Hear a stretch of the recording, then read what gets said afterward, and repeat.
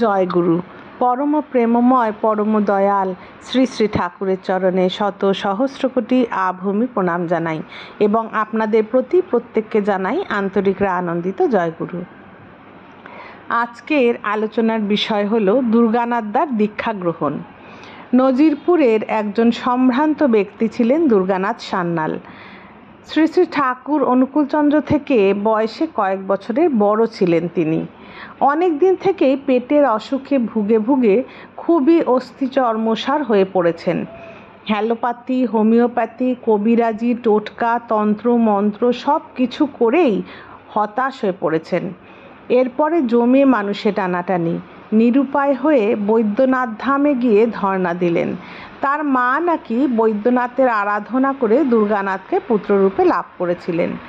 1 মাস ধরে দুর্গানাথ নিত্যদিন মন্দিরে গিয়ে বৈদ্যনাথের সামনে বসে অতি করুণভাবে প্রার্থনা জানালেন, কিন্তু কোনো ফলই হলো না। অসুখ বরং আগের চেয়েও বেড়ে গেল। জলবায়ু পরিবর্তনের ফলেও অসুখ তিলমাত্র কমল না। তিনি বুঝলেন মৃত্যু নিশ্চিত, তাই স্থির করলেন আর বাড়ি যাবেন না।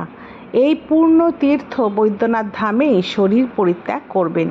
এই জীবন তো এভাবেই শেষ হয়ে যাবে, কর্মফল ভোগ হোক, একদিন তো এই শরীর পরিত্যাগ করতেই হবে। শ্রীকৃষ্ণের বাণী তখন তিনি স্মরণ করলেন। একদিন দুর্গানাথ বৈদ্যনাথজির সামনে বসে প্রতিজ্ঞা করে বসে আছেন, তিনি আর উঠবেন না। তার অন্তরের প্রার্থনা অশ্রু হয়ে 2 গাল বেয়ে পড়ছে। তিনি নিবিড়ভাবে একাগ্র হয়ে পড়লেন, পারিপার্শ্বিক ভুলে গেলেন। ক্রমে ক্রমে তার দেহাত্মবোধ লুপ্ত হতে থাকল। প্রচেতন পুরুষ ঊর্ধ্বে উঠে গেলেন। হঠাৎ দুর্গানাথ দেখতে পেলেন 10 দিক উজ্জ্বল করে বাবা বৈদ্যনাথ তার সামনে এসে দাঁড়ালেন। মুখে হাসি, চোখে প্রেমপূর্ণ চাউনি। বাবা বৈদ্যনাথ তাকে সস্নেহে বলতে লাগলেন, তোমার বাড়ির কাছেই পরম বৈদ্যের আবির্ভাব হয়েছে, তার কাছে যাও, তিনিই আরোগ্য করবেন। দুর্গানাথ জানতে চাইলেন, কোন সেই পরম প্রভু? আমি তাকে কিভাবে চিনতে পারবো? বৈদ্যনাথজি তখন মৃদু মধুর কণ্ঠে বললেন, অনুকূলচন্দ্র। এই বলেই বৈদ্যনাথজি অন্তর্ধান হলেন। দুর্গানাথের ধ্যান ভঙ্গ হলো। এ হলো 1320 বঙ্গাব্দের ফাল্গুন মাসের কথা। বিস্মিত হয়ে দুর্গানাথ ভাবতে লাগলেন, অনুকূলচন্দ্র ওই সুন্দর যুবক, তিনি নিশ্চয়ই পরম বৈদ্য হতেও পারে। অনেককেই বলতে শুনেছি অবতার পুরুষের শাস্ত্রোক্ত লক্ষণগুলি নাকি তার মধ্যে পূর্ণরূপে বিদ্যমান। দুর্গানাথ পরদিনই বৈদ্যনাথ ধাম থেকে বাড়ির উদ্দেশ্যে যাত্রা করলেন এবং ফিরে এলেন এক পরিবর্তিত মানুষ রূপে। বৈদ্যনাথ থেকে ফিরেই তিনি অনুকূলচন্দ্রকে দেখতে চাইলেন, কিন্তু একা না গিয়ে অনন্তনাথকে সঙ্গে নিয়ে যাওয়াই ভালো বলে মনে মনে চিন্তা করতে লাগলেন। অনন্তনাথ দুর্গানাথের আত্মীয় ছিলেন। সমস্ত বৃত্তান্ত অনন্তনাথের কাছেই বলতে হবে, এরপর যা হবার হবে। এই ভেবে তিনি অনন্তনাথের বাড়িতে গেলেন। গিয়ে দেখেন অনুকূলচন্দ্র ও অনন্তনাথ 2 জনেই একসাথে বসে গল্প করছেন এবং কলাই খাচ্ছেন। দুর্গানাথকে দেখেই অনুকূলচন্দ্র হাসতে হাসতে একটা হাত তার ঘাড়ে রেখে অন্য হাত দিয়ে কলাই খাইয়ে দিলেন। এক নিমেষে তাকে ভুলিয়ে দিলেন। তিনি বিদ্যুৎ স্পর্শ অনুভব করলেন। স্পর্শ করার সঙ্গে সঙ্গে দুর্গানাথের মধ্যে কি যেন এক মহাশক্তি প্রবেশ করল। শরীরের প্রত্যেকটা কোষ অনুকোষ যেন কি একটা বিপুল পুলকে থরথর করে কাঁপতে লাগলো। এরপর কিছুক্ষণ কথাবার্তা বলে দুর্গানাথকে বিদায় দিয়ে অনুকূলচন্দ্র ও অনন্তনাথ 2 জনে হিমায়তপুর যাত্রা করলেন। মাত্র একটি স্পর্শেই দুর্গানাথের অবস্থা বেসামাল। কিছুতেই তাকে ভুলতে পারেন না। সব সময় তার ভুবন মোহন মূর্তিটি চোখের সামনে ভাসতে লাগলো। এরপর একদিন পায়েস পরমান্ন খাইয়ে তিনি পেটের রোগ নিরাময় করে দিলেন। বৈদ্যনাথজির নির্দেশ সত্য বলে প্রমাণিত হলো। তিনি যে পরম বৈদ্য, এই কথাটা ঠিক। কিন্তু এখনো মনের ভেতরে প্রবল দ্বন্দ্ব। ভবপারের কাণ্ডারি রূপে, ইষ্টরূপে গ্রহণ করা যাবে কি যাবে না, সেটাই প্রশ্ন। দুর্গানাথ মন প্রাণ আগেই সঁপে দিয়েছেন, কিন্তু সংশয়ের রেশ এখনো রয়েছে। একেবারে নির্দ্বন্দ্ব প্রশ্নশূন্য হতে পারেননি।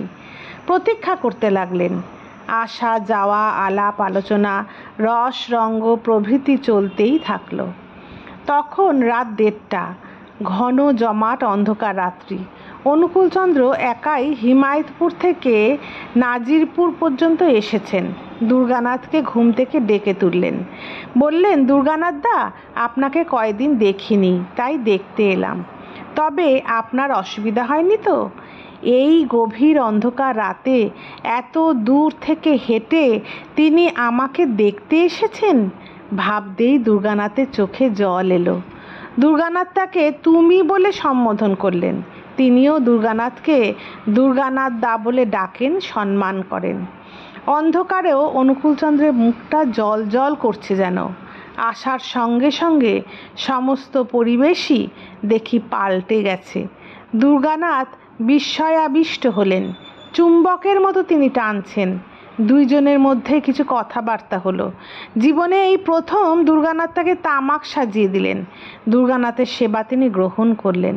তামাক সেবন করতে লাগলেন। তামাক খেয়ে উঠে তিনি বললেন, আজ তাহলে উঠি দুর্গানাথ দা, অনেকটা দেরি করলাম, এবারে যান, ঘুমন গে। তার চোখে ঘুম নেই, চির অতন্দ্র পুরুষ তিনি। শ্রী শ্রী ঠাকুরের কথা এখানে বলা হচ্ছে। তার চোখে, তার মানে শ্রী শ্রী ঠাকুরকে বলা হয়েছে, তার চোখে ঘুম নেই, চির অতন্দ্র পুরুষ তিনি। যুগে যুগে তিনি জেগেই আছেন, ঘুম ভাঙানোই তার কাজ। দুর্গানাথ দা বললেন, আমিও তোমার সাথে যাব, একা তোমাকে যেতে দিতে পারি না, কথা বলে বলে যাব। তিনি হেসে হেসে বললেন, আসুন তবে। অন্ধকার রাত, একটা কুপি লণ্ঠন যে সঙ্গে নিতে হবে কারো মনে সে কথা আসেইনি। তিমিরের বুক চিরে একটা সংকীর্ণ পথ ধরে দুজনেই এগিয়ে গেলেন। সামনে অনুকূলচন্দ্র, পেছনে দুর্গানাথ। হঠাৎ দুর্গানাথ দেখলেন অন্ধকারেও অনুকূলচন্দ্র আলোময় হয়ে উঠেছেন। ক্রমান্বয়ে আলোক যেন তীব্র হয়ে আসতে লাগলো। পূর্ণিমার চাঁদের মতো উজ্জ্বল আলোকধারা তার শরীর থেকে ঠিকরে বেরোচ্ছে। সেই আলোর সমস্ত পথঘাট দেখা যাচ্ছে। দুর্গানাথ হতবাক, শরীর রোমাঞ্চিত, মনের ভেতরে যেন সমুদ্রের কল্লোল চলছে। পথভোলা কোনো এক পথিককে কে আজ পথ দেখিয়ে নিয়ে যায়। শিবচন্দ্র চক্রবর্তীর বাড়ির প্রাঙ্গণে এসে উপস্থিত হলেন দুইজনেই। তার বাড়ি তখন আশ্রম বলেই পরিচিত। শ্রী শ্রী ঠাকুরের বাড়ি তখন আশ্রম বলেই পরিচিত। কয়েকটি নতুন নতুন ঘরদোর উঠেছে, ওখানেই কয়েকজন থাকেন। একটা ঘরে অনুকূলচন্দ্র এবং অনন্তনাথ থাকেন। সেই ঘরের দুয়ার মুখে দুর্গানাথকে দাঁড় করিয়ে তিনি বললেন, দুর্গানাথ দা, আপনি অন্তাকে ডাকুন, আমি বাড়ির ভেতর থেকে আসি গে। এই বলে গেলেন বাড়ির ভেতরে।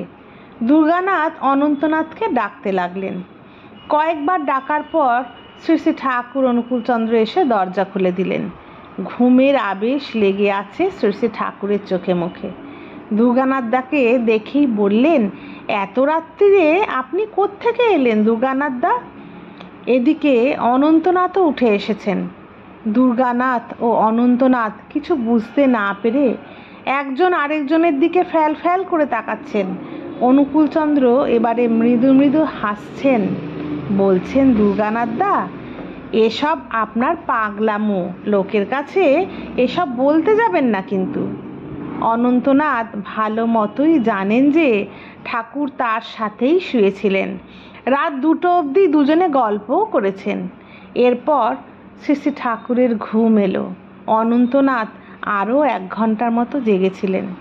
পরদিন সকালে দুর্গানাথ সান্যালের দীক্ষা হলো।